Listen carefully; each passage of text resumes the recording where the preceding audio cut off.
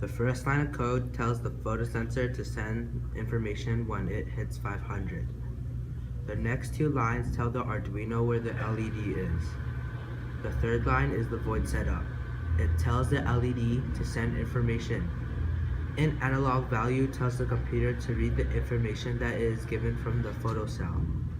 The if statement tells the Arduino that if it is dark, turn the LED on, else keep it off.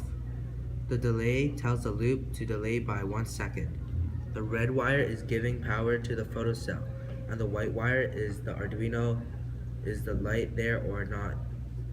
The black wire is the grounding, the LED, and the blue wire is telling the LED when to turn on or off.